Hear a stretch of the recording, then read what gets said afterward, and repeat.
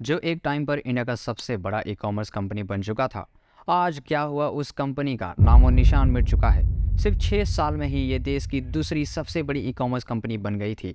फिर ऐसा क्या हुआ जो इस कंपनी को बैंकक्रप्ट होना पड़ा। आइए जानते हैं इस वीडियो में कि कैसे स्नैपडील का मार्केट शेयर 25% से घट करके 4% हो गया और क्यों बिलियन डॉलर्स के फंडिंग होने के बाद भी ये कंपनी बच नहीं पाई। स्नैपडील की शुरुआत 2010 में कुणाल बाल और रोहित बंसल ने की थी। जिस टाइम पर इंडिया में स्नैपडील का एक ही कॉम्पिटिटर था वो है फ्लिपकार्ट। पर जहां आज स्नैपडील का मार्केट शेयर 4% है, वहीं फ्लिपकार्ट का मार्केट शेयर 50% है। शुरुआती दौर पर स्नैपडील काफ़ी चला।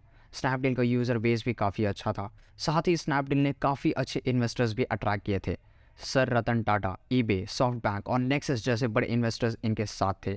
स्नैपडील के कुछ और फैक्टर्स जैसे यूज़र बेस, इन्वेस्टर और इसके कस्टमर ही इनके स्ट्रेंथ था।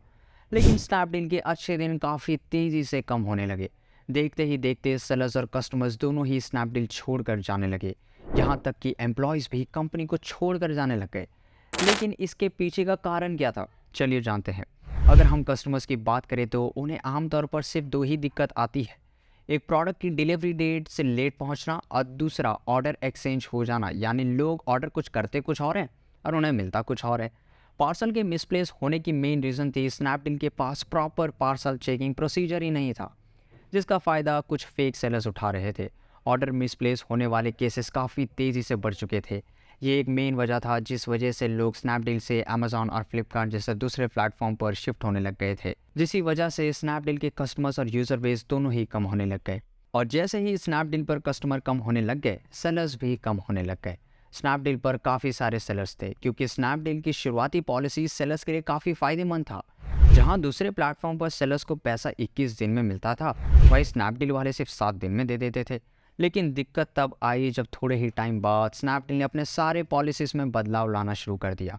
सेलर स्नैपडील का कुछ बेकार नए पॉलिसीज़ को लेकर परेशान हो गए थे, जिससे कि कुछ छोटे छोटे एरर्स की वजह से एक ट्रस्टेबल सेलर का अकाउंट ब्लॉक हो जाता था। साथ ही इसके इश्यू सॉल्व करने में बहुत ज़्यादा टाइम लगता था। साथ ही एक ऐसी पॉलिसी लाई गई जहां सेलर्स अपने वेयरहाउस से सिर्फ 5 प्रोडक्ट ही बेच सकता है। जहां पहले सेलर्स अपने वेयरहाउस से हज़ारों प्रोडक्ट का सेल कर सकते थे, अब वो सीधा 5 सेल पर अटक गए, जिसकी वजह से स्नैपडील को बहुत से ट्रस्टेबल सेलर्स भी गंवाने पड़े। और जब सेलर्स ही नहीं रहे तो स्नैपडील जैसे प्लेटफॉर्म का क्या फ़ायदा। स्नैपडील का ज़्यादातर फोकस सिर्फ डिस्काउंट वाले सेक्टर में ही रहता और इनोवेशन सेक्टर में कम। इन्हीं बेकार पॉलिसीज़ और कोई भी इनोवेशंस ना होने के कारण, सर्विस ओरिएंटेड ना होने के कारण स्नैपडील को अपना डाउनफॉल खुद ही फेस करना पड़ा। अब स्नैपडील एक लॉस मेकिंग कंपनी बन चुकी है। 2021 में स्नैपडील को लगभग 125 करोड़ का नुकसान हुआ। साथ ही 2022 में 540 करोड़ तक का नुकसान हो गया है। इन्हीं भारी नुकसानों की वजह से ही इन्वेस्टर्स ने भी इन्वेस्ट करना छोड़ दिया है। आपको क्या लगता है, क्या स्नैपडील अपनी जगह फिर से बना पाएगा? अपनी राय कमेंट बॉक्स में ज़रूर बताइए। वैसे तो माना जाता है कि अगर स्नैपडील अपने पॉलिसीज़ ठीक करे और साथ ही सेलर्स और कस्टमर सर्विस पर ज़्यादा ध्यान दे तो फिर से एक स्टेबल पोजीशन पर आ सकता है स्नैपडील।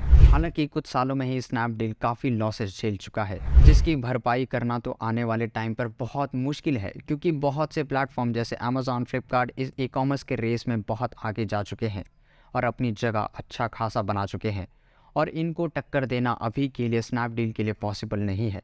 तो अगर आपको ये वीडियो पसंद आया और ऐसे ही रिलेटेड और बिजनेस वीडियोस के लिए हमारे चैनल को सब्सक्राइब कीजिए और मिलते हैं नेक्स्ट वीडियो में। Good bye.